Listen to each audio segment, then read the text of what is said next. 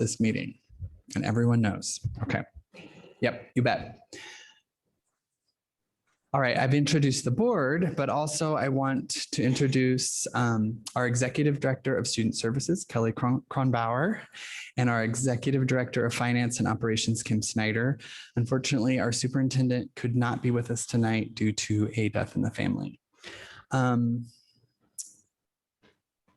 So first off, I want to start off with an apology on behalf of the district due to ESD not having the Zoom link posted for our session. It wasn't our study session. We were using it for our exempt and closed session. We did not get that posted 24 hours in advance of the meeting for our 4:30. So our 4:30 meeting needed to be canceled. So the board needs to decide. We still have a lot of business to do. So the board needs to decide when and how we move forward. Let me switch to my script here. So before we look at the consent agenda, I am going to say, board, does anyone have any changes they would like to propose to the agenda? I move that we modify the agenda to include the meeting we weren't able to have. Okay, and we do have an executive session scheduled at the very end of this meeting that we could use. But also, this is complicated, right? There's a lot of working pieces. So again, board, this is up to you, how you want to move forward. I want to second what I think Jonathan said of moving the exempt or the meeting executive session up to the top before the consent agenda, because we do have a lawyer joining us and I want to be mindful of that time. Okay, so that is a motion and a second. So the motion, if I understand it correctly, we are going to move the executive session up to be the first thing on the agenda before the consent agenda. Tasha has seconded.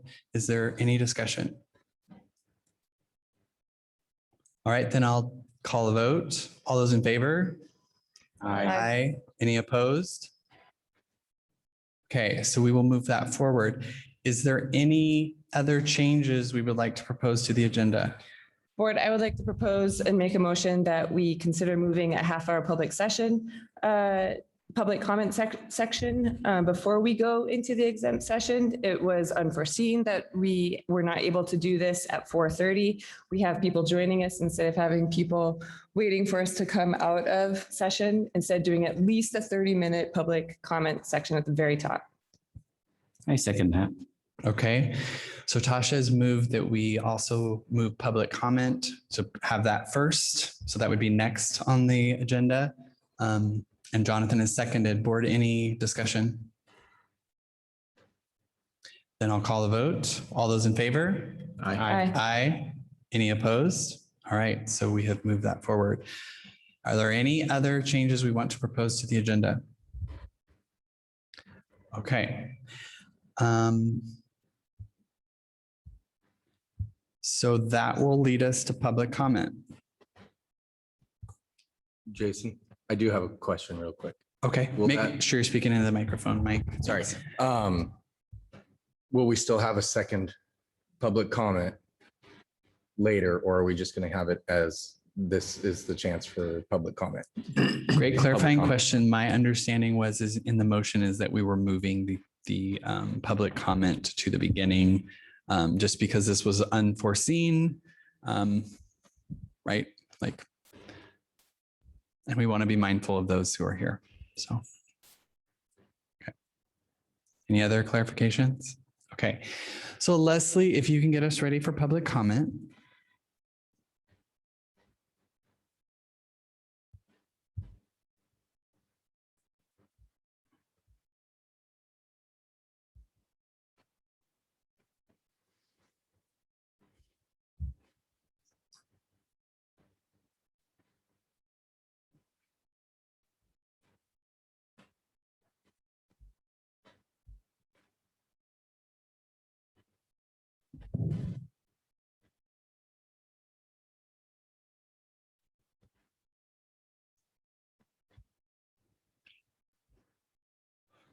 Okay, Leslie, we had the list and you're ready. Okay, so I'm going to go ahead and read how this works tonight.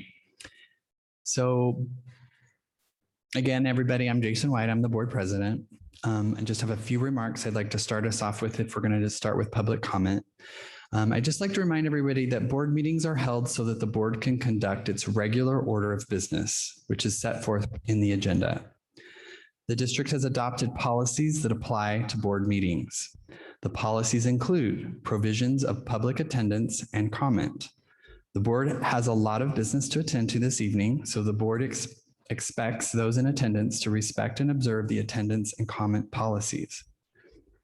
The board has allotted 30 minutes as a total time allotted for public comment this evening, and each speaker will be given 3 minutes of time. The board is not obligated to provide additional public comment time to accommodate everyone in attendance.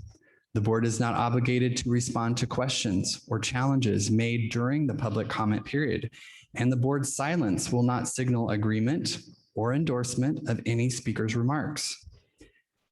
In my capacity as board president, I may terminate an individual's remarks when the allotted time has passed. I may also interrupt or terminate any speaker who is making uncivil comments. Uncivil comments include, but are not limited to, obscene comments, comments that are defamatory towards another person, or commentary that is an unwarranted invasion of privacy. The board reserves the right to have anyone removed who refuses to adhere to the rules and creates a material or substantial disruption of the meeting. Personal matters are generally private and administrative in nature.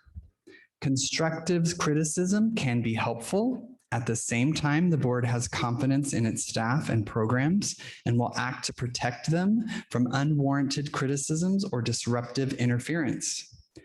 Complaints or concerns received by the board or any board member will be referred to the superintendent and will not be considered or discussed by the board in this setting. I'd ask that you respect staff members' privacy and consider putting any concerns you have in writing if they pertain to a personal matter. The board can then review and forward those to the appropriate administrator. And with that, I would like to open up public comment. It is now 6:12. We will close public comment at 6:45.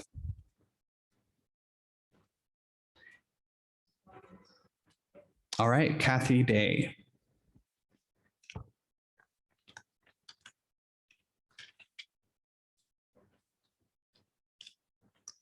Kathy Day, 503 West Bender Road. And tonight I have a call to action for you. What is more precious to a community than its children and young people? The answer to that is, of course, nothing. And when a community entrusts its most precious commodity to a school district, district leadership must do everything it can to maintain a relationship with that community based on trust, integrity, and transparency. When you run a levy and 2 weeks later cut programs that taxpayers assumed they had voted for, such as librarians, you erode the community's trust in the district. If taxpayers don't trust you, they may not vote for the next levy. And as we read in former board member Dan Schisler's editorial this week, that hurts kids. How can we trust district leadership who promote social and emotional learning, claim to strive to help kids connect with their peers and adults, but cut the stipends of the high school club advisors who provide these connections, as this district did in 2019? Many advisors plan to stop offering these clubs next year if the district will not give a token stipend to at least acknowledge the value of their time and energy. And that hurts kids. This board has declined to engage with the community regarding the issue of secondary librarians. Many members, students, parents, teachers have come forward and asked you to reconsider. Specifically asked, how much are you really saving to transfer the certificated librarians out and put classified staff in? They've asked what the new program will supposedly be, why the new program was never and has still not been discussed with the current librarians. myriad other questions that really begged for an open dialogue, yet none was forthcoming. You seem to be taking a position that you don't need to explain yourselves when your status as elected officials requires that is exactly what you do. Although I will be devoting my expertise and passion to the kids in SELA, Ellensburg is still my school district. I live here. I pay taxes here, and I'm deeply committed to this community. I serve on 2 nonprofit boards. I have a long history of mentorship with the youth service program. I'm a reserve police officer with the city of Ellensburg, and my family is here, including 2 grandchildren, Clayton and Hadley, who I will not see enrolled in a school district that no longer has any regard for its relationships with staff or teachers or community. So I'm engaging you in a call to action tonight to stop destroying relationships and start building them. Stop avoiding hard questions about what is really happening in our central office and start finding out some facts. Stop telling teachers how much you appreciate them on one hand, but suggest they're overpaid for what they do on the other hand. And I'm almost finished and I've taught here for 20 years. Start building relationships so that we can restore faith in the Ellensburg School District and give our children and their families the service that they deserve. Thank you, Kathy.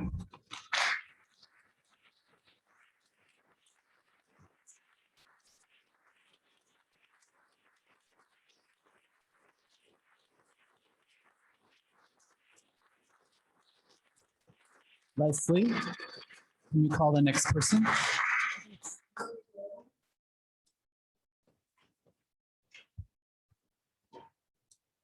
Mary Gordon, 2720 Cove Road. Someone asked me the other day, how's it going getting those librarians reinstated? And my answer was, well, I've learned a lot since February 25th when I joined some community members to research this librarian issue. This is what I've learned. You have taught me that decisions are made at the top without consultation with staff or parents. You have forever changed our community by eliminating librarians from our district without discussion with stakeholders. When our reading scores go down, we will all remember the spring of 22 and all of you. We've learned, based by many comments made by this board, that teachers are only valued when they stay below a certain salary. We've learned that parent input is not valued in district hiring, as displayed in the 13 forms for tonight's meeting were required parent, the line is empty. You've trained us that your retiring staff has little value and that many retirees were invited late to the staff appreciation last week. That only 1 of 25 retiring staff members attended tells me that our problems go far beyond a late invitation and a missed celebration. You've taught us that emails to the superintendent or board may or may not be answered, although you often say that's the best way to contact you. You're choosing to ignore policy 2021, which speaks directly to teacher librarians and their duties, which has taught us that the policies created by the school board are only important in certain areas. We've also learned that when a community of supporters, taxpayers, parents, retired teachers, and business leaders use public comment at these meetings to ask you to rethink a decision, that we will be met with a brick wall. You seem fine with many things in our district, but you've taught us that questions regarding the budget are answered with, please visit the website. Young working parents fighting for better school hours at the elementary level have learned that their voices do not matter. You speak about community, families, and the importance of all working together, but it's just words. Decisions are made, and sometimes a committee is thrown together to look like collaboration, but we've learned that the decisions are already made. We are approaching a turning point in our school district. It's the point between when your community and taxpaying citizens care about the school district and when they don't. I've spent 20 years volunteering my time in this district for kids, but apparently even my voice does not matter. You've taught us to stop trying, which means stop caring. And when people like me stop caring, you've got a problem. You may think an organized group of community members fighting for librarians for 4 months is an annoyance, but I guarantee you that same group of community members not caring about the schools is much, much worse.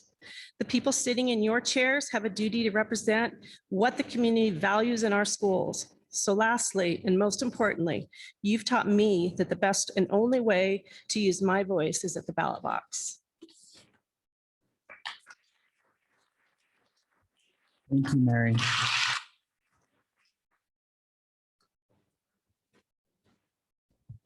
Barb.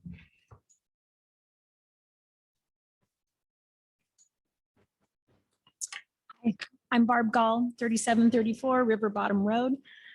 I learned to read at 3 years old. My former one-room schoolhouse teacher mama took me to the library, introduced me to librarian, and with my beautiful new library card, I was off and running.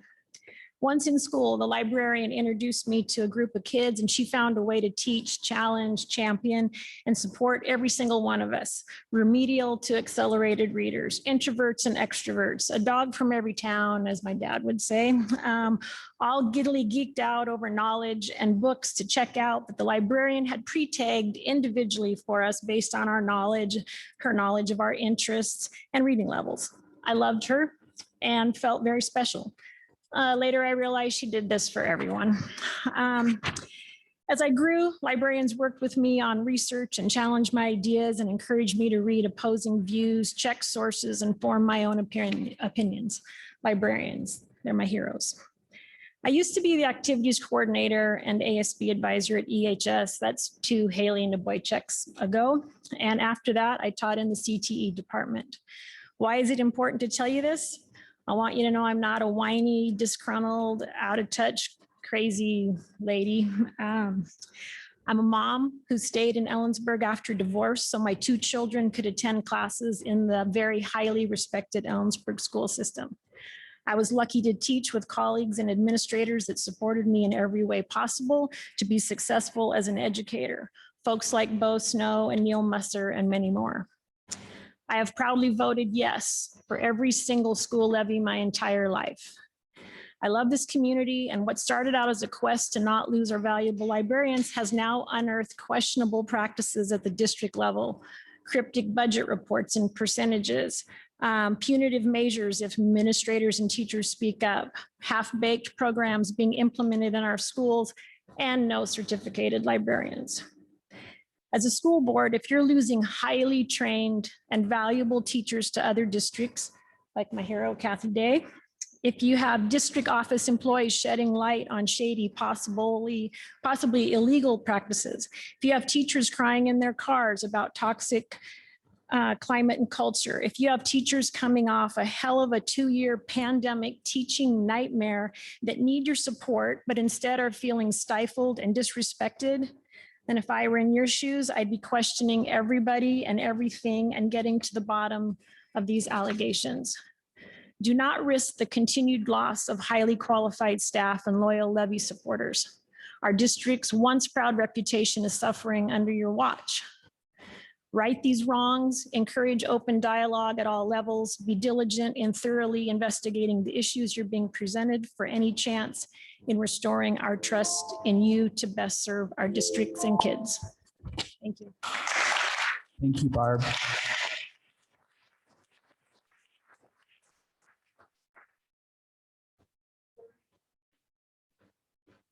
Gloria?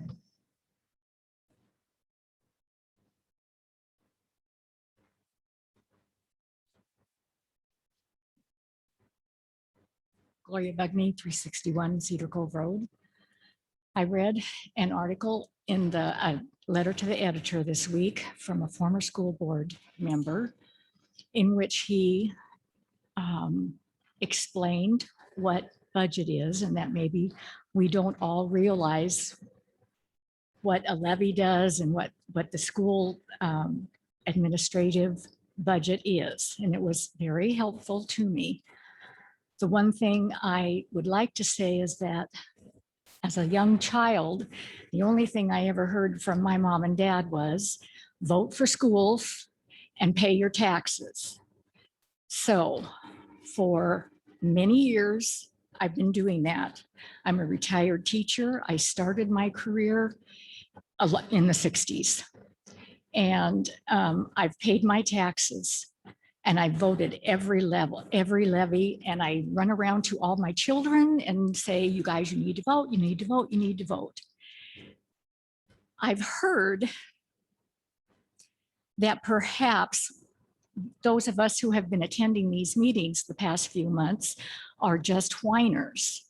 But I have to say, I've been through a lot of levy proceedings in the district where we went out and got people to listen to it so that we could pass a new school levy. And if we didn't pass it, we worked hard so we could pass it again.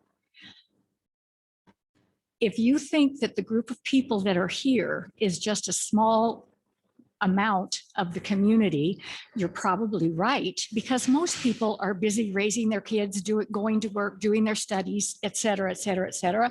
And they don't need to pay attention to what the school board is doing. But now they do. We do. We all need to get together and pay attention. And you know what? We can do that. We can go out and start having meetings and advertising just like we've done before. I just think you need to know that. I don't know. When I saw that librarians was a part of a levy, I thought, well, yay. That means we can really get together and fight this. We can't fight it now. She's gone, which it breaks my heart and everyone else's. But we can certainly get together and say, hey, folks, don't pass any levies until they listen, until they try to make things better. Thanks. Thank you, Gloria.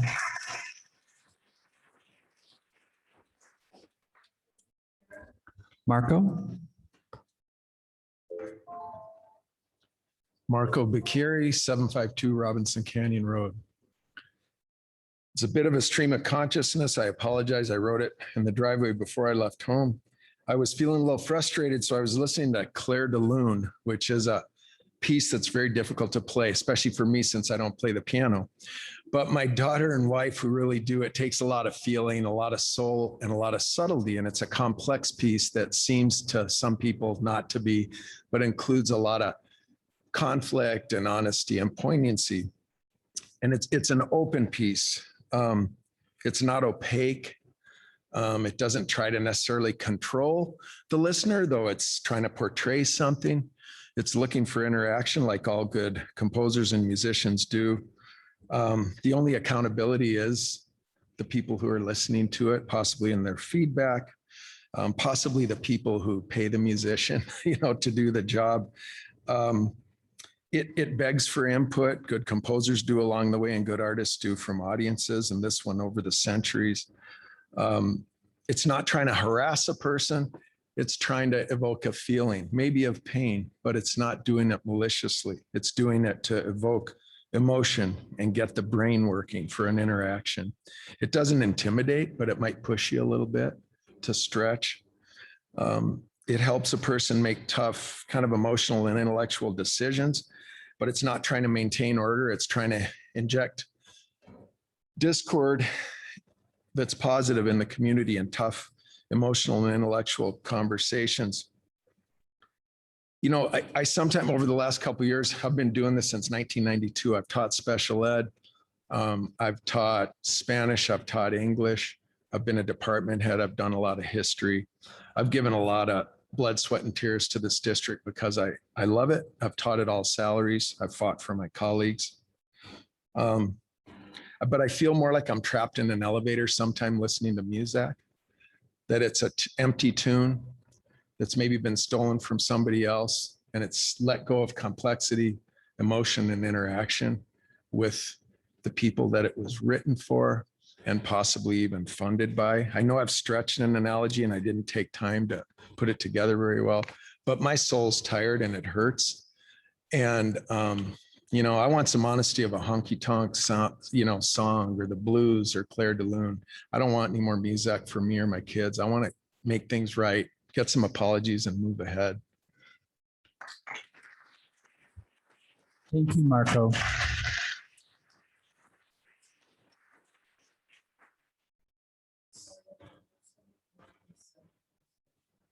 Okay. So I will do one last call if there's anyone here, because I know we had a few people that came in. So we would just need you to sign up real quick if there's anyone here. So we've got one. Is there anybody else in person? All right. So we will take one more person in person that we'll take for public comment. For those of you that are listening in Zoom, There is a document in the chat, correct, Leslie, that you can sign up for. Also, if you're not able to figure that out, just please raise your hand so that we can acknowledge that you want to do public comment. And with that, Leslie, call our last in-person public comment. I heard Charlie, is that right? Okay. Yep. Thank you, Charlie. Sorry about that. I wrote it quickly. I'm Charlie Atchison, 3330 River Bottom Road. I'm a teacher here at Ellensburg High School and didn't really plan on speaking this evening, but been meaning to do it for a long time. My daughter Reese is here. She's a sixth grader at Morgan, and it's been quite the year transitioning to the old middle school. Don't have anything put out here. I'm just kind of speaking to y'all. Kathy Day is an amazing human being. She gives her blood, sweat, and tears to this district, and it breaks my heart as well as everybody's to see her leave. She accompanied me and my AP students on a field trip up to Central just a few weeks ago. She's come into my classroom repeatedly over the years to teach about in-text citations and MLA sourcing, and you name it. As far as writing is concerned, she's a super valuable resource to us all. So we'll truly miss her. Our loss to Sela's gain, and I know she'll be down there with Cochran, making a world of difference. She brought up a topic that I do need to address as well. I've been a club advisor for History Club, founded by Hannah Jensvold in the year 2010. Not too terribly long ago, but a couple years ago, the funding dried up for that. It's a nominal fee. It's just a little bit of coin, but we appreciate it for our duties. I took a group of students to the Museum of Flight just a few weeks ago as well. History Club students, they loved it. It was great. I actually took my daughter Avery, who's in third grade, and she enjoyed it as well. Anyway, I hope you consider funding that in the future. We've signed a document saying we will suspend club activity next year unless you fund it, in hopes that maybe that happens. And if not, well, maybe the following year. I don't really have too much else to say, except I hope that you address all these challenging issues. Ms. Bugney was my Spanish teacher. Ms. Lassard's here as well. I'm neighbors to Miss Barb Gall, and it's a community you live in, folks. And I think Mr. Bicchieri, my next door teaching neighbor, is on the right track. We need to be able to collaborate and forgive one another. We need to move forward with transparency and clear minds.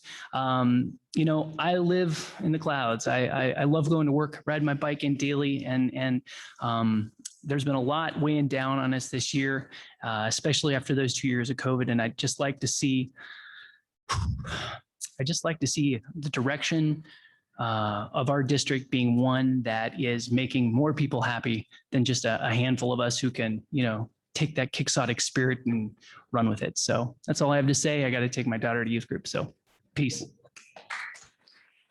Thank you, Charlie. All right, Leslie, looks like we have one hand. Do we have anyone else that's signed up? It looks like I see Maureen Rust has her hand up, and is that the only one?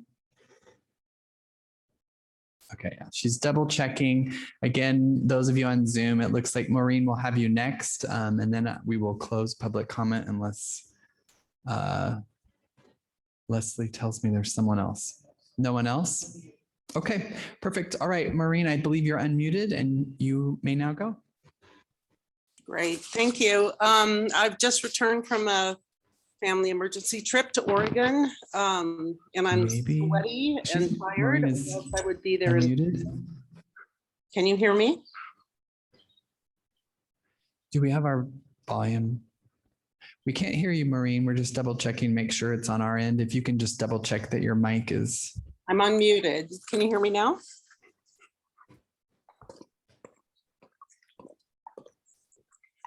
I'm unmuted.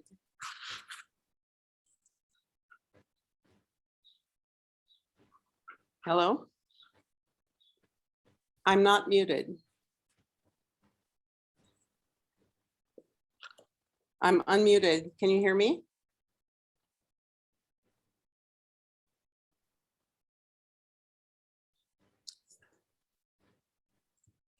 Hello, can you hear me? Okay, try one more time, Maureen. You are lighting up, so that tells us that you are speaking, but we are not. Can you hear me now? Unless we can't figure it out. No. Can we have someone else make a comment? So They can hear Marie. other Zoom people can hear her. We just. Okay. Then it's our system volume. Then worst case scenario, I will put it through my phone.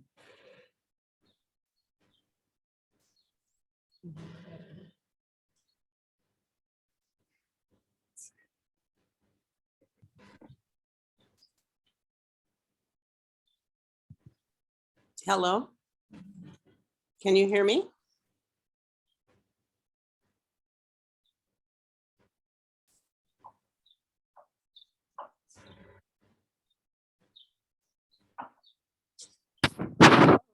Sorry, Maureen. It's going to take me a minute here to pull it up on my phone.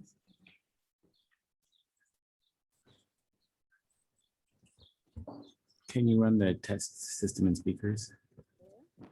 Hello? Hello? Testing. Testing.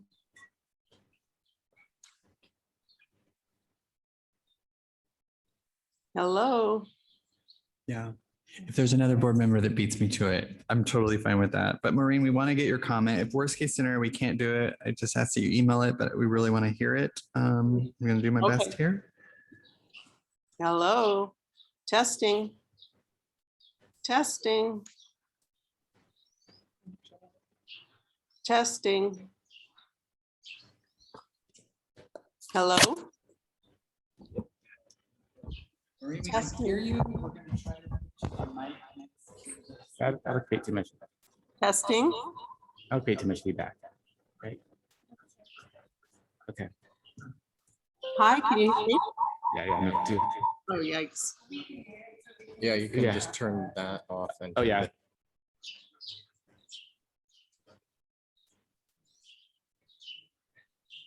Hi, can you hear me? Hello? So the board can hear you. I apologize. The audience may not be able to hear all of it, but go ahead. All right, thank you. Oh boy, you gotta love technology. So I just wanted to say, I would be there in person, but I've just returned from a family emergency in Oregon and you wouldn't want me there. I'm exhausted and smelly, but I just wanted to take this opportunity to thank Kathy Day and Pat Dowdy for their years of service to our students as gifted librarians, information specialists. And it breaks my heart that this is going forward.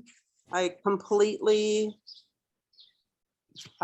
endorse everything that has been said before in all the other meetings and all the newspaper articles and all the letters to the editor.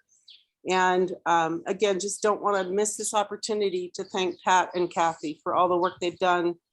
And the one good thing that's come out of this response from the community is that they know how much we value them and how much we are brokenhearted over this decision and the decision of the board not to reconsider eliminating our secondary school librarians. Thank you. Thank you, Maureen.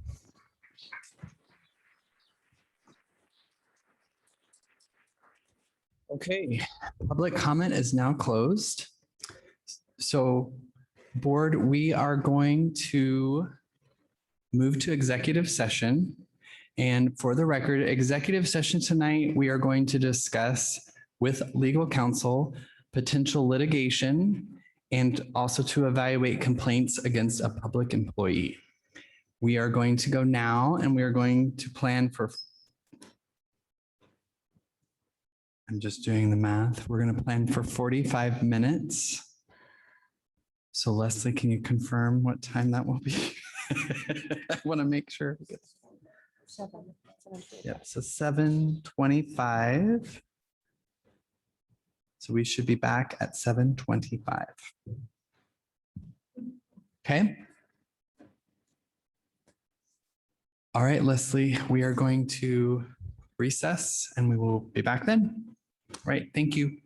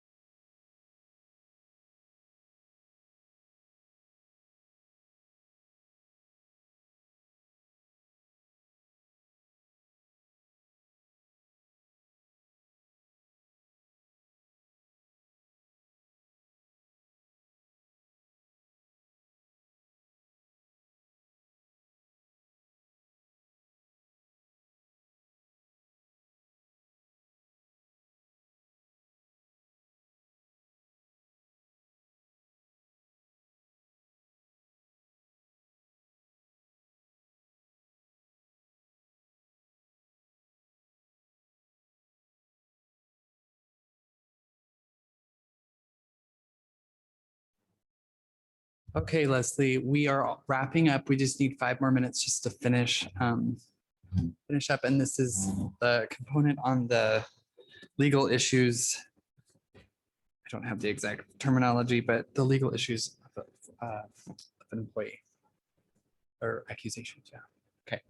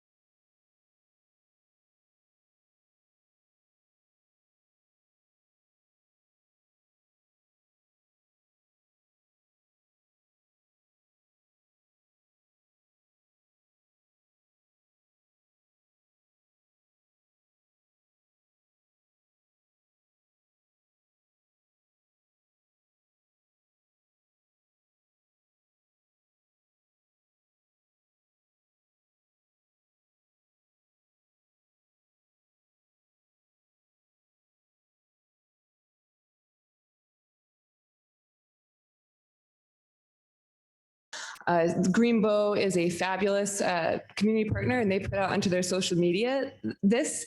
And so many people called and spoke to me and talked to me about how excited they were for you doing this and for you reaching out. So thank you. Right, board, any other questions or comments? Okay, again, thank you.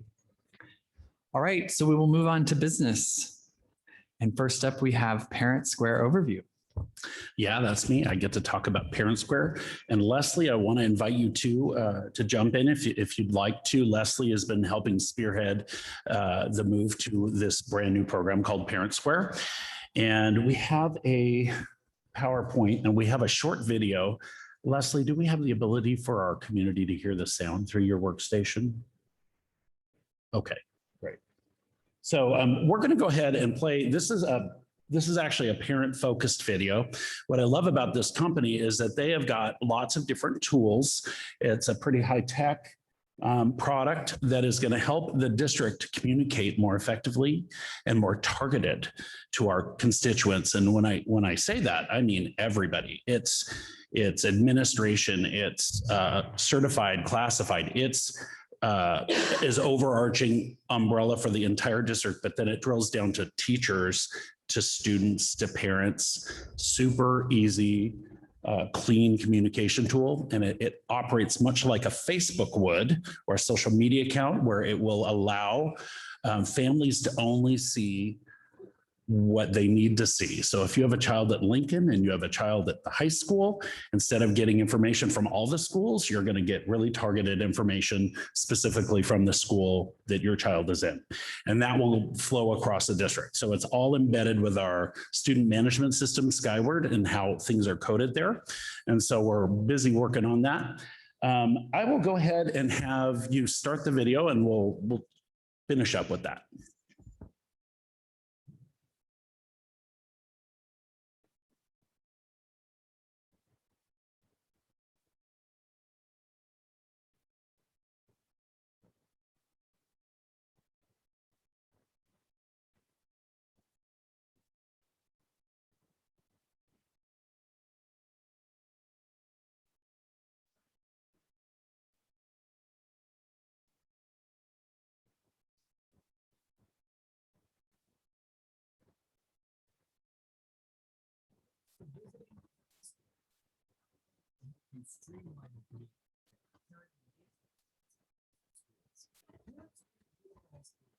For all stakeholders and is 100% parent-centric.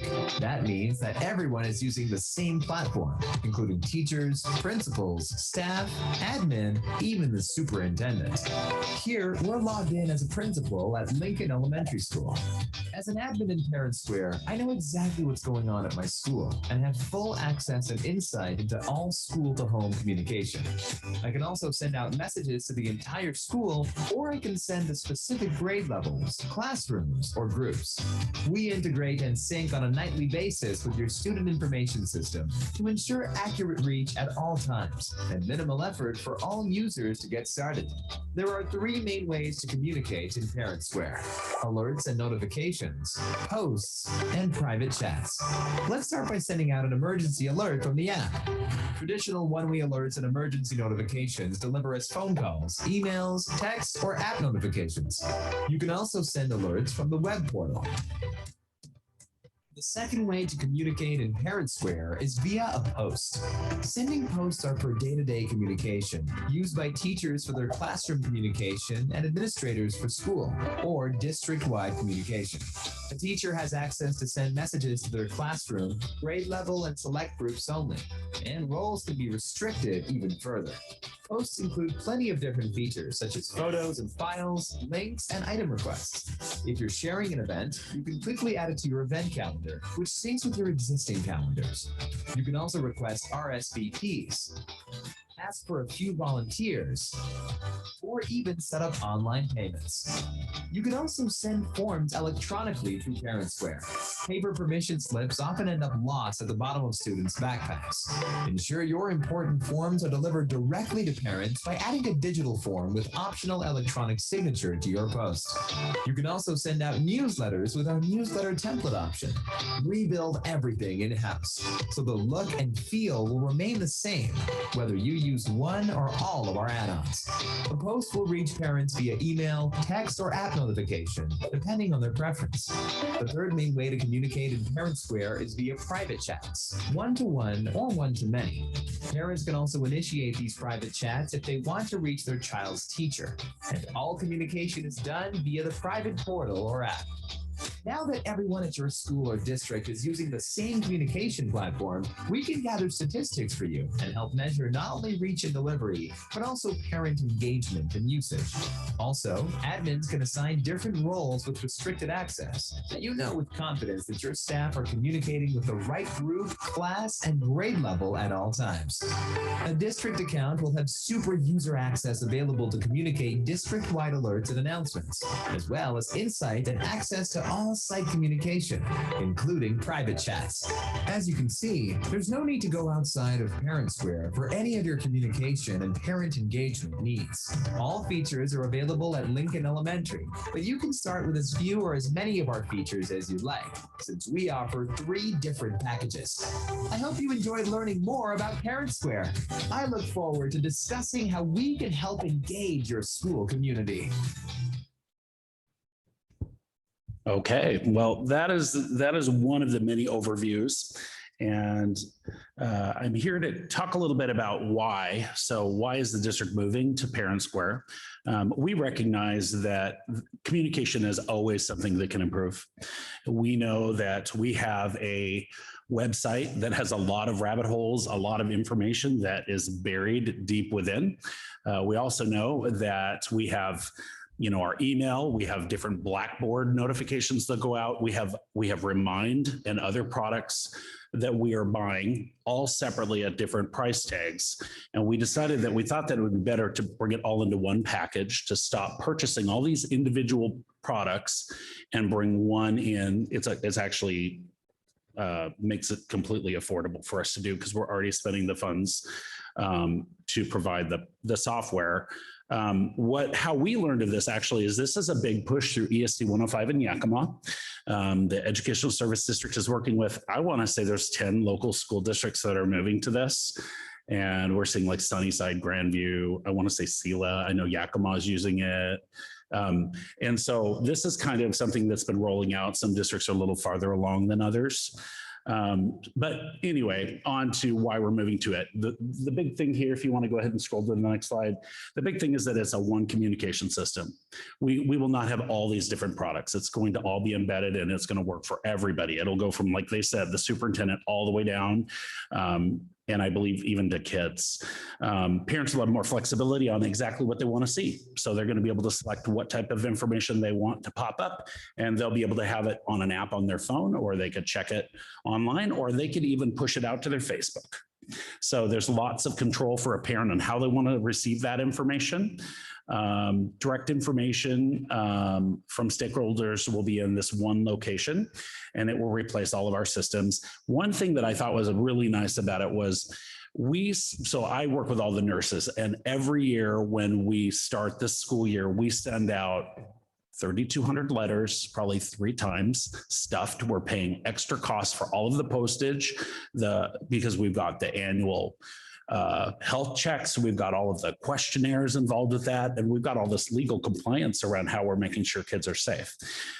This will allow us to do it all electronically. It'll be catered specifically to the parent, and e-signatures can happen. So we're no longer having to stuff envelopes and mail them through the mail. So it's going to save us a lot of money in postage. And it's also going to make it so that we can quickly get information home to parents with signatures and get it back. And it's all rolled into the package. We've looked at a bunch of different e-signature programs out there like DocuSign, and this is much more competitive, and it's really simple. So we're really excited about that. We'll be able to send, we'll be able to have principals send our handbooks for schools out so that parents can read those and also do a signature. It electronically comes back. It'll make safekeeping and organization for the district really simple. And they also have a really nice report card tool that we can share as we get into it. Go ahead and move next. So really it's all about the functions, and the functions are like they showed you: urgent alerts. There's the mobile application piece, which we could use with an iOS or an Android device. Parents will get automatic attendance notifications. So it's even going to like take some of the pressure off of our attendance secretaries on how to communicate with families around attendance. It's really nice for teacher communication with families. So every teacher will have a list of all of their kids and their parents. They could press one button and they could send out a mass notice to all of their families. They could send out newsletters electronically. So it really makes it for a very simple process. And it could be both email, it could be text, and it's all done directly through the platform. So then it's all linked through social media as well. And so every school has its own Facebook. Eventually, we're not going to need that because this is all one big product. It'll all be embedded. It'll all be on that social media through Parent Square. We're not going to take that away right now. We're going to slowly move in, but eventually we'll see that this will work. All forms and permission slips can be done electronically. Appointment calendars, volunteering for classrooms or supply signups, or just sending out newsletters. It automatically has a newsletter maker for every staff member that, if I'm a fourth grade teacher and I want to do my weekly newsletter, I could create it directly in Parent Square and send it to my families. Really nice. Go ahead and go next. We have a great team. So I've been working with Mike Welsh, our IT director, and then our district office staff. So Leslie, Matt Siski, and Gemma Wolfenbargers has been working on this. And we are starting the implementation timeline. So today we are introducing to you on June 8th, the school board. We just want to give you kind of an overview of what is coming. We also, on the 6th, shared with our administrators and our directors, and we will be sending them. So basically how we're going to roll this out is there will be a video sent to folks explaining what it is, and then a link asking them to sign up. So the first thing is we're going to get all of our administrators, all of our directors, all of our secretaries ready to go, signed up. And then we're making sure that our student management system, which is Skyward, is correct so that everybody's information shows up on the correct page. So let me give you an example. Jennifer Kuntz taught high school at Ellensburg High School, but in Skyward, it still says she's a high school teacher, although she's worked for the district for a few years. So it's going in and making sure that the codes are updated so that when she sends out information, it's showing her location of where she's at. And so we're working on those administrative pieces. And then we will be over June and July sending information out to our staff, but also to our parents, general advertising about it. What is it? It comes with nice little videos. It's going to kind of explain what is Parent Square, and it comes in a format just like you watched. And we're just going to be blanketing our social media and different sites just to get people ready for it. In August, then we will work with our principals and our existing staff and we'll be doing training, making sure that everybody is ready to use it. And we'll be rolling that out. Now we're really hoping to be ready to go for the beginning of the school year. And so that's still the push. It might take us a couple months to get everybody up and running, but not every parent has to sign up for it to be effective because they still can receive much of this information in other avenues, such as their emails or their text messages that are already in our SMS. So it's just an enhancement. Okay, go ahead and go next. And then this is all the things I've already talked to you about. But one thing I really liked about it is our families can pick which language they want to receive information in. So if I'm a monolingual Spanish-speaking family, I can have all this information translated and delivered on their screen in the language of their choice. And it just opens the door for lots of communications, an easy way to even set up like conferences and make connections. So we're hoping that this is beneficial to the district, to our teachers, to our students and our parents. And then obviously we're looking to utilize it as a tool to improve our communications from the district. you have any questions? Yes. Will this program help to, are you doing away with any of the other programs that are currently being used? Schoology, Edgenuity? Yeah, so Schoology and Edgenuity are not this. Skyward. Those are educational instructional Okay. programs. So those are staying. Okay. Schoology will be, I think, a middle school product next year. And then Edgenuity will be used by our virtual academy. So those will continue. Okay. But like I said, we have like a remind program where parents can go in and send reminders to families. That this program will do it now. So we're not going to buy Remind anymore. We're going to utilize what we've got. The emails from the district and the schools called Blackboard emails. They come from the ESD email. Basically, this will do the same thing for us. So we no longer have to buy that Blackboard service. So yes, this will replace like 5 or 6 different products. And then my other question is for families that don't have access to this. Obviously, Paper Trail is still going to need to do announcements, forms, things like that. But what about those families that will not have access to this? Families that don't sign up for this will still get notice. If they want to be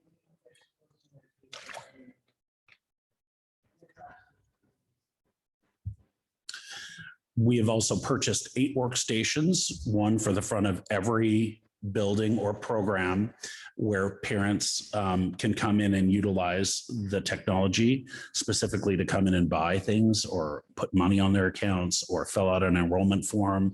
So all of that has been designed. IT has been putting those together. And so this is another thing. They could come in and utilize these in the fronts of every building and they'll be ready to go this year. As a follow-up to that question, when COVID first happened, we had a survey that went out very quickly to our families to see who had access and who had devices. And when that number came back, we were actually all very surprised at how low that number was. As we've been going on now, have we sent out another survey or do we know how many of our families have opted out of necessity or choice to not get electronic notifications? Do we have a list of families that prefer the paper trail? I don't know if I can answer that. I don't believe that I have done a survey on that. I do know that we did purchase internet service for any family that needed it. So we have, I can't remember if it's through Verizon or one of the main networks. So any family that needs internet, we will provide for free. So so every student has a one-to-one on their device, but whether parents have those devices, I can't speak to. But with parents where we would get a data report, we would know how many parents or community members have interacted. Yes. The bulletin, teachers at that level would know how many 4th grade families have looked at this. Yeah. Yeah, it's really great because it's going to give us all those optics to see who we're reaching. And it'll even tell you it went out, but it wasn't received, or whether it was a 2-way response. So we're going to be able to really look at our data and make better decisions around that. And I think that that's going to be the power of the product. There's actually a data dashboard and there's one for the district and then each school will have them too. So if you send out an announcement, it will tell you who's the other, so that you can contact them in some other manner other than saying, so it actually gives us more information than we have now about whether or not. Exactly. What we're doing with our nurses is we're sending out the electronic versions of those forms home. And then with those families that don't respond, we'll make a personal phone call encouraging them to sign up. And then we'll also just mail them a paper copy for those families that need that. I'm glad to hear that we're having an alignment in the district and looking at the different ways that we communicate with 4 kids in 3 different schools. The amount of different communications that are coming in, and then out of the goodness of people's hearts, they're duplicating that. So then I'm like, did I read this in a text message and now it's in this? Is it for this? It's not even necessarily clear what school it's coming from. So sometimes I have to guess. I'm like, oh, this is the middle school or this is the elementary school as to it's interacting. And it never happens that the parent permission slips are ever turned in late or wrinkled with stuff on that. It's never happened. Never happens now. You know, the other thing is, and we've heard this from our community, from our parents, from our staff, is that, you know, there are days where lots of information comes out from the district and people just get overwhelmed. They're like, oh my gosh, I can't open that. And so we're really looking at developing systems so that we know which buildings will communicate on what days. So we're not overwhelming, but also not everybody will see everything and not everyone will get every message because they don't need every message. So this will help us target who needs what message. And then we'll be figuring out which schools will be intentional in their messaging on what days so that we're not overwhelming. We're just information overload, right? It's really easy to go there. So we think this product will help us. I'm wondering if we have a target participation rate that we know that if we hit that, then we feel like we've been successful as far as reaching the parents that we need to reach. So it's not something that we're adding to, but it's not getting utilized as best it could. Right.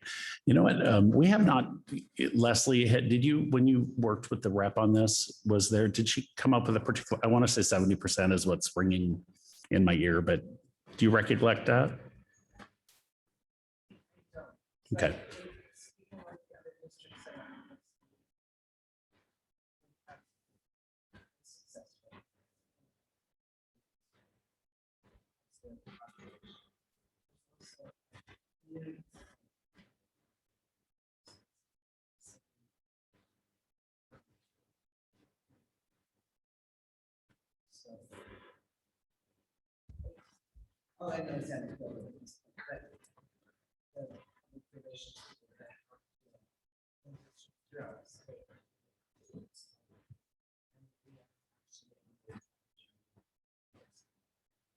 But Madeline, I think that that's a really great question.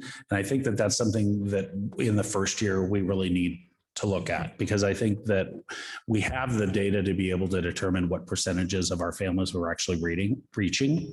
And so I think that obviously we need to set goals around that. And then what does the phase out look like as far as the program? Or our parents access the things that they're on the phone? Most of the products actually aren't parent driven. It's more of district driven out to families. Yeah, I'm thinking of like Vermont. Yeah. And app. Yes. No, we're going to be probably holding on to a couple of those. So we will not be ready to just totally throw it all out at the beginning of the year. So we'll probably have kind of some dual time with them. But we know that there are some, like the Blackboard does not need to continue. But there are other pieces that we've got to make sure everybody is trained and ready to use. Yeah, that's a great question. Okay, Kelly, I want to apologize first. I really do. Like, I love, I think anybody that knew me when I first started on the board, I said the biggest issue I had with the district is communication. And I've been saying this forever. So this is very exciting. Okay. This is very exciting to see. I think this is something that the districts has needed to work on for a long time. Yes. And I'm thrilled to see it. I want to definitely, the reason I'm going to apologize is this is not typically how I handle things because Ginger's out. Okay. Typically my questions go to Ginger, right? In email or in like, sure. We have these, I ask these questions before we come to the board meeting. Oh, okay. So I'm going to ask some harder questions. It's okay if you can't answer them. I might not know. This is probably good for our community to see that I do ask hard questions, okay. But sometimes it's not at the board meeting. It's usually before the board meeting and I'm kind of doing that. So I apologize, okay. But here goes. So I know I'm putting you on the spot. So if you can't answer it, that's okay. Is this already purchased? Yes. How much do we know approximately how much the district spent for it? I think it was 13,000. Okay. Okay. Yeah, we'd have to between 13 and 16. Okay. So it looks like I looked at the implementation plan. Can you tell me how teachers and principals were involved? Well, in that process,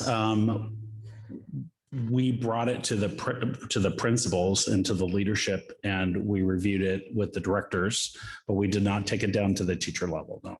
Okay. So my suggestion and feedback would be, I think the teachers have had a lot of change thrown at them. Mm-hmm. COVID, we're hoping, is moving beyond us.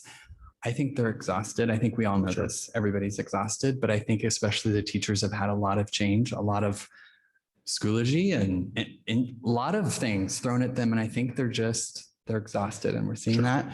I think it is a slight missed opportunity for us to not have reached out to the teachers to ask them about this and to get their feedback. And more importantly, the principals too, just to make sure. I don't want you to hear that I'm not for this. I think this is a great idea. I think this is how we need to move forward, but I think we need to do things differently. Yeah. I think we need to slow down. I think we need to really start encompassing everybody at the district as much as we can. We can't ask every teacher, but I think we need to be a little more intentional about how we get that feedback. So sorry, I normally don't do this appreciate that. I don't normally do this at a regular meeting, but I think it's necessary. I think our community needs to see that the board does ask hard questions, and it's hard to ask these in public comment because I know it'll probably show up in the paper somewhere, or someone will misquote me or say I said something really bad. So let me look and see if I had anything else that came up with that. Also, could you talk a little bit more? Do you know, as far as the PD for the teachers? So in other words, because this is another thing being not thrown at the teachers, but it's being introduced and asked for the teachers to do. Can you talk more about what the PD will look like? Like, how will the teachers be introduced to this, get the support that they need?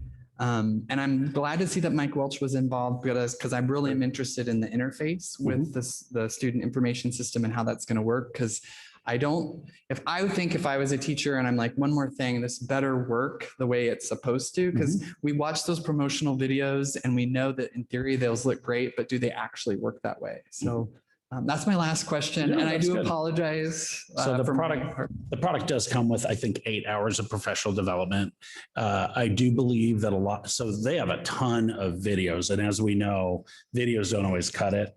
So what our plan is to take some of our lid day time. We have district directed, building directed time, and we want to carve out a couple hours specifically to bring staff into rooms with tech folks to help support that. So there will be the training, and the idea is for it to be because it's very simple. Like if you could use Facebook, you could use this product. It's really, really very easy. But it's just to get people comfortable and to actually kind of give them an assignment, like communicate with their families, maybe put a little note out there to their students and make it like really hands-on so that they feel really comfortable knowing how to communicate directly with either their families. So yes, the idea is we're going to bring that directly to them in their building, and we're going to wrap around them and have them work together. Again, thank you. You're welcome. I'm so glad to see the purpose of communication and improving communications across the district is so vital. So I'm so glad to see that. So, and again, I'm sorry for my Nope, you're criticism. good. Right. Okay. Thanks. Board, anything else? Or let's go ahead, Mike. I just was gonna ask one more thing about with this new program as a parent side of things.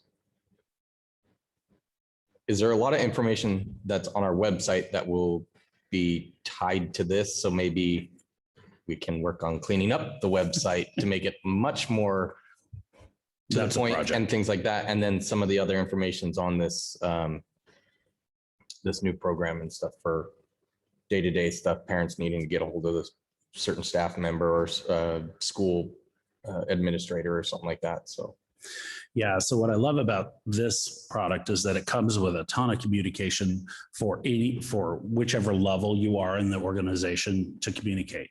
And so it actually comes with even like narrative for you to send to families and specific videos on things. When it comes to communicating, the ESD will have a section on the front of every school page on our website that will be Parent Square that you could click on. It's going to give you that information along with any tutorial or any information that they possibly could want to ask. That absolutely has to happen. When it comes to cleaning up the website, we know that's a big task, and that we are certainly hoping.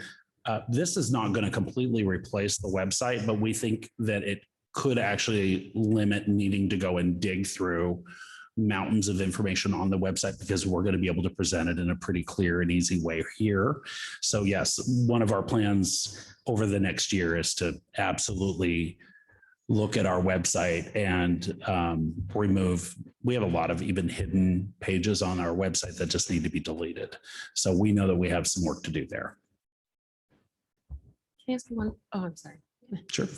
I have one more question as far as the kind of user friendliness for parents. So if I have like a multi-generational home and I need grandma to be able to get to this stuff, or my husband speaks Spanish, and so he'd rather have his whatever definition than mine in English. What kind of options do we have as far as catering to parents and family members that need to see? Yeah, that's what was one of the most powerful parts of it, is that parents actually, every parent can log in and create their own account. So you could have your own account, your husband could have his own account. If your husband needs it in Spanish and you want it in English, you guys can determine how that's delivered to you individually. It's not a family. So it's not just one family unit. You can cater it to how you need it. Yep. Exactly. It's very customizable. You'll be able to, and then based on how your child is enrolled in the Skyward system, it will give you your options of which schools and which pieces they'll offer you to see, and then how you want it delivered to you. You even have control over that. So if you're someone who really likes your app, that's great. If you want it pushed out to an email, you can do that. It gives you a lot of freedom on how you choose to have delivered. And even when, I believe you can even go in and say, I don't want to see anything from the district until 5 o'clock. So I believe that there's even those options for families to make decisions on when they want to see information. I am far from the expert. I apologize if I have said anything that wasn't perfect, but it's a big product. That's right. The only exception would be emergency notifications. Yes. Those will be pushed out to all parents, whether Immediately. they've signed up or not. Right. All right. Thank you, Kelly, and thank you, Leslie. Board, any other questions? All right, thank you. All right, last item under business was the posting of the WASDA roles and responsibilities, the board on the website. So if Leslie can pull that up for the board,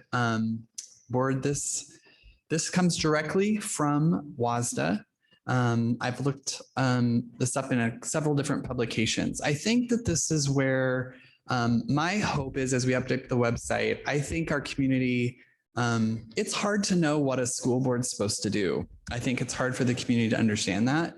And so these are pretty much agreed upon, and I really like them. And I don't think this is the first time you've seen them, because we've seen this in different WASDA publications. But I would like to, as we move, like we've already got our board ins that we're going to change to the website. And I'd actually like for this to be, that's why I've brought it to you all. I'm proposing that be on the front page of our board website to really describe what is it that we actually do for this district. So that's what I got for you. I'd love to open it up for your discussion and comment about your thoughts on this. So this is just the landing page. We'll show this. Yes, so the front page of our website for the board, right? Because there's a lot of stuff on our board website that has been there. I know Tasha's been on the board longer than me, but I think was created before any of us currently on the board was created. And I think it's just time for us to really make sure that we are aligned with what we are really asked to do as board members. Yeah, no, what's currently on the school board page was done before I was on the board, and it was done when that board was searching for a new superintendent, who then we hired Superintendent Haber.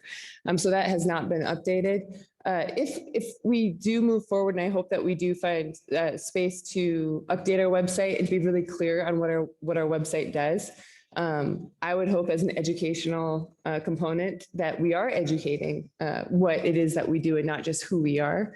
And that I appreciate following WASDA's definition, because they are our go-to for professional development and support. So I appreciate that you cite them.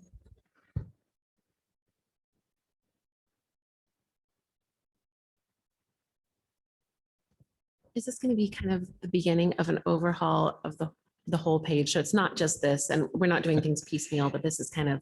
Yes, and I think that's, again, board, this is our decision, right? Like I'm just kind of moving things forward slowly. I think at the previous study session, right, we talked about the board ends, we updated those. And then I felt like this was kind of where we're doing this part. And if you recall, Ginger is we're going to be looking at our board ends to really look at updating our board ends. So that will also be a part of that. So this is kind of all falling in line with what I was kind of moving us forward with. But again, it's a board's decision. So this is where I need to say, is this where we need to go, or do we need to talk more about this? We can also move this more to a study session if we need to talk more about it too. I'm good to whatever the board sees. I think it'll be good to have it on there. I've been approached by a few families, parents that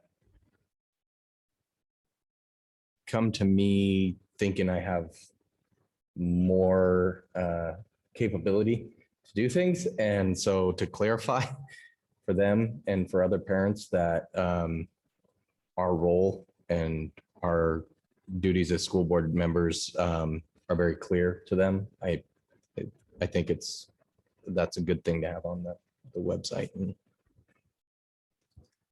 Yeah, it looks great, but I recommend like links, because if I get it's their budget, but if I just click establish and oversee the budget, if I click it, will take me to budget stuff, or do I still have to go searching somewhere else?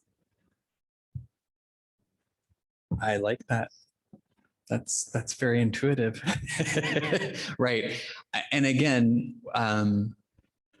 yeah, I think that's a great suggestion. And I think maybe we can look at doing that, because maybe each one of these, I don't want to call them, I guess, responsibilities, right?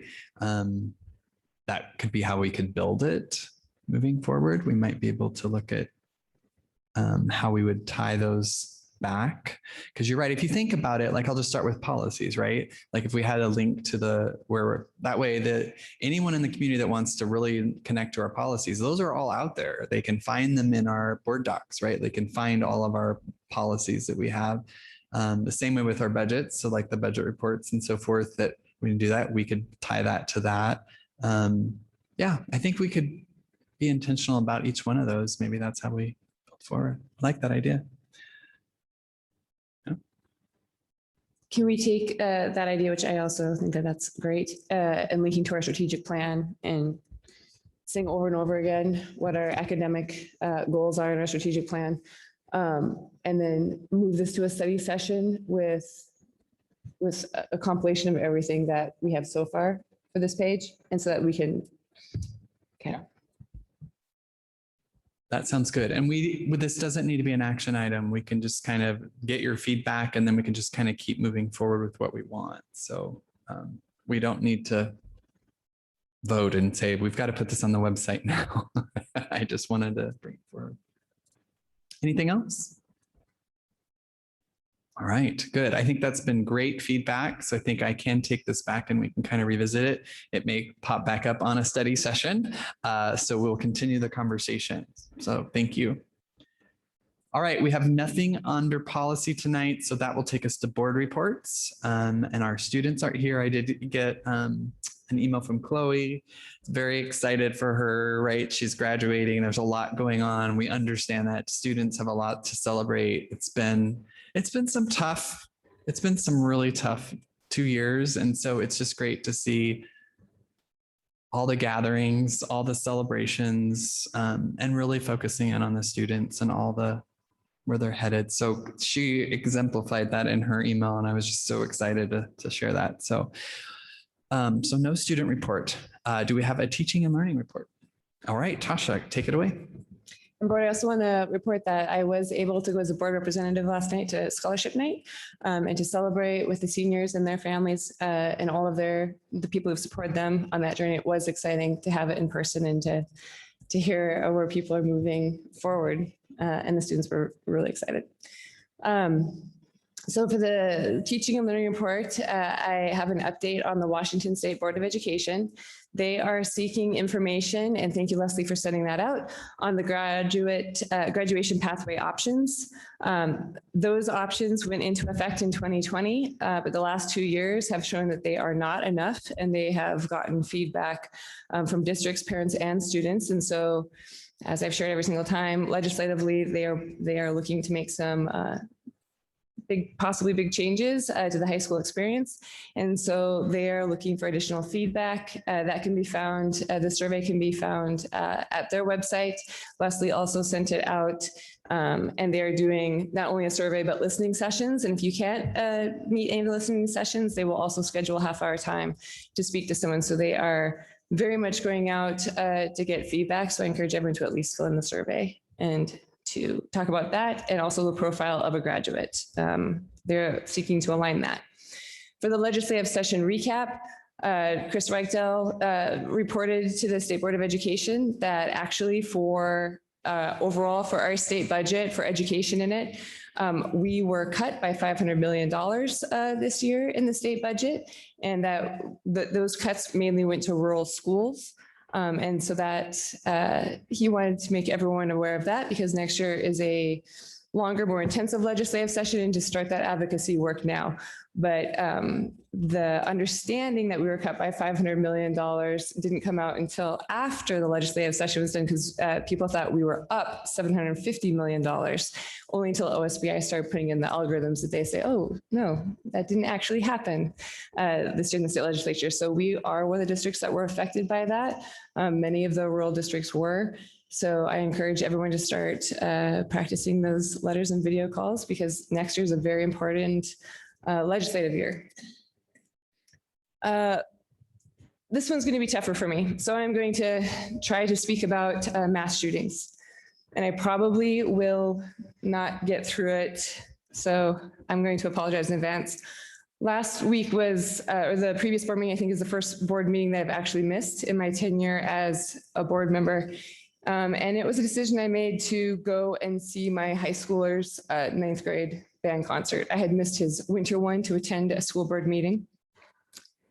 And it was right after the Texas shooting. And I was just not in a space where I could give up a moment with my kids.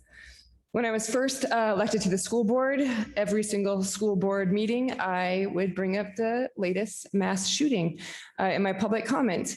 And I learned a couple of things in that.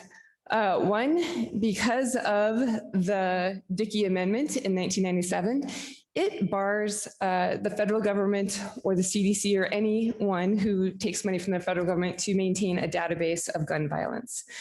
So there isn't an easy way to get that information. There are think tanks, there are journalists, there are people who keep that information and put that online, but nobody agrees to what constitutes a school shooting. So when I was trying to come to board meetings and give fact, not opinion, it was very hard to say, well, is this a school shooting because it happened after school hours? So this think tank says it's not a school shooting. Is this a school shooting because this was a firearm was discharged, but nobody died? So that's not a school shooting. And so it became almost impossible to research and get the facts. And it was every single board meeting, there was another shooting. This year, we were 22 weeks into 2022, and we've had 246 mass shootings. There aren't enough words because we've said all of the words. And since Sandy Hook started, every single adult who has been of voting age from this has the blood of our children on their hands. Today, a 4th grader that survived a shooting where they saw their teacher shot in the head and covered themselves with the blood of another student, a teacher that survived that shooting but lost 11 students, and a family member that lost their 4th grade daughter had the courage to sit in front of a House committee today and testify that mass shootings in America is a problem. 22 weeks and 246 mass shootings. I used to bring this up at school board meetings and nothing would happen, because it's not the work of the board. Because what WASDA said, our job is to review, revise, and adopt policies. But it was with frustration that I had to reach out to WASDA and say, if this isn't the work of the board, protecting our students and protecting our staff and being the voice of these kids who cannot vote, who come in our doors every single day with the very real realization that they might be in a school shooting, that they might face down a fellow classmate that has been trained in these 3-a-year required shelter-in-place programs, what are we doing? And WASDA said, you need to start advocating. If you want these things changed, you need to work with the state, you need to work with the federal lobby groups to do that. That is the work of the board. I encourage all of us to understand what the General Assembly is this year. General Assembly is where school boards come together and we set the priorities of the state of Washington of what we will or what we will not advocate for. Two of the advocacy groups have been funding behavioral support services and social emotional learning. That work began in 2015. Another one was gun violence prevention. That work began in 2019. In the interest of school safety, WASDA has stated that they will support legislation calling for gun violence prevention, but that is going to require us as board members, if we care about the mass shooting that is happening to our students, to attend General Assembly and to put our vote in to do the lobbying effort. This year, the State Board of Education and OSPI stood behind House bills and Senate bills, some of which were concerning or beginning to research, concerning prototypical school formulas for physical, social, and emotional support. We did see some movement on that, but it's piecemeal and will only get us that in 3 years. Increasing access to behavioral health service for minors, we only got piecemeal on that. And when we get to it, we're still cut by $500 million, even though our legislatures were going out there and saying that they had provided more money for our students for health safety. For concerning the children and youth behavioral health work group, they gave more money to study it. Concerning student excused absences for mental health reasons. And the list goes on, and I'll give it to Leslie to do. At some point, the adults in the room have to start voting and have to start going to our state and federal legislatures and standing together and saying that we will not stand for another fourth grade classroom to be terrorized like this. It's hard because hands are tied as a school board member, but I can use this to press this board into action to further support that, because just bringing up the grotesque stories that happen over and over again, just reminding people that it's not even just our schools that this is happening to. We need to take a stand on it. And I would urge us to take a stand to remind that once again, we cannot let the schools be the dumping ground of society's failures. During COVID, when children needed to be fed, we didn't go to our food banks or house of worship, it went on the school system. When we had a digital divide, it didn't go out to our city municipalities, it went on the schools to solve that problem. Every single time we have a society failure, we underfund the schools and we expect more from them. And we're going to have to stand up at some point and say it. Decades have gone by. It's about time. That's all I have. Thank you, Tasha. I'm really glad that you brought that to the board. So I think it was very timely. And I think, again, I appreciate that. Board, any questions for Tasha or comments? Okay. All right. So next we have the chair's update. So, and again, this is, I'm just gonna keep apologizing with Ginger out. Normally Ginger and I kind of vet what I say on the, so I may, anyway, I'm gonna just say I haven't been able to speak with Ginger. So here goes. So I want the board to know, I've spoken recently with a few other board members at other districts. There has been quite a large turnover, I think, as we probably know, of school superintendents across the state this past year. I've also heard that the candidate pools were not very promising. In addition, many districts like Moses Lake School District, for an example, has had a large number of administrative positions change within the last couple months. Some are leaving education altogether. Some are retiring. Some are moving to ESD positions. Like not our positions, but right, the ESD positions. And some are moving to a different district. Like our fellow board members across the state, I too am finding this very concerning. I hope that it will not negatively affect teaching and student learning as we move forward. And board, I think we know this has been a very difficult past 2 years. I never dreamed that when I stepped on school board, I'd be doing what I'm doing right now. I think we also know that teachers have been tenaciously committed to their students and their learning through all of this. I think we know that the district supports them, but they need to also know that they're supported And I think they also really need to know that they're valued. I think we can do better. And I think next year needs to be different. On a positive note, I have spoken with Ginger a little while back about some of this. We are going to be doing the superintendent evaluations and like setting up the goals and so forth like that. And we've kind of started that conversation. And I'm thrilled to say that Ginger is absolutely demonstrating that she's on board with this. I think she already has ideas. She's wanting, I think she's 100% committed to this district. She's always shown that. But again, I think sometimes what's communicated is not, it doesn't get out in the communication that it needs to be. So we can do better. But what I guess I'd end on is I don't think that this all rests on Ginger's shoulders, right? I think it will take a village. I think it will take a village ready to come together for solutions. Thank you. So that's my report. We already did public comment. So let's move to proposed items for future consideration. Anything, board? I would like to propose to the board that, given what you shared tonight with Parent Square, that we do a consideration of our social media presence and how and why we have social media presence, and try to get clarity of the need for that and what is that purpose.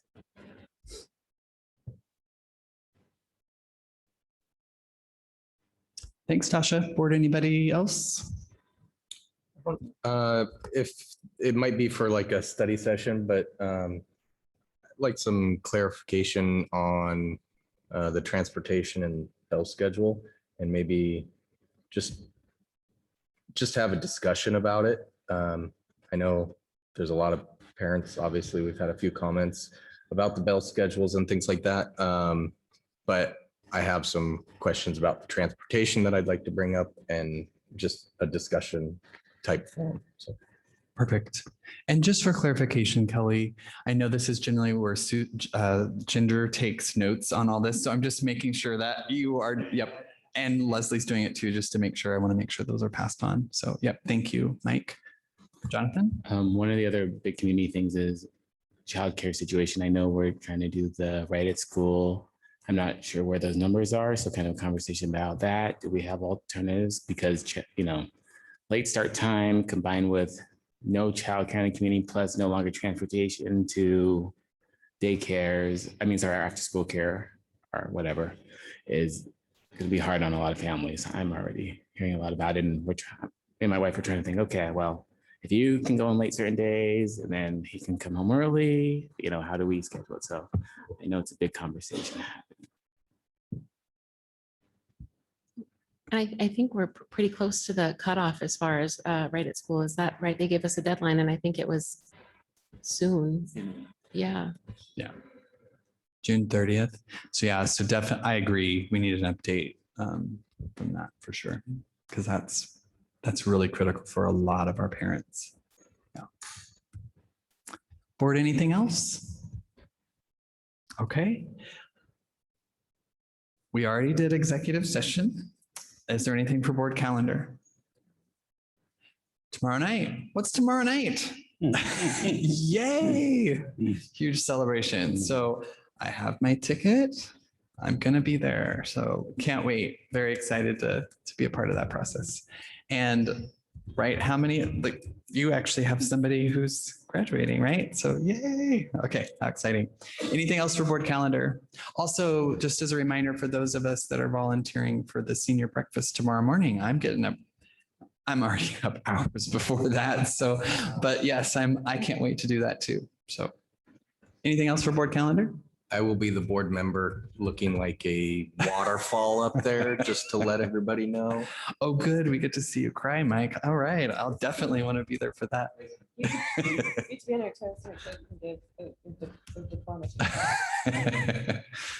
All right. Perfect. All right. If there's nothing else for board calendar, Leslie for signing of documents.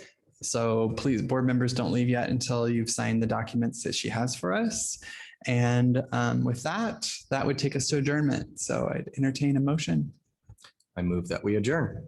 I second. All right. And for the record, Mike moved that we adjourn and Jonathan has seconded. So meeting is now adjourned. Thank you all. And good night. Oh, wow. No, I would. Oh. Oops, yeah. Oh.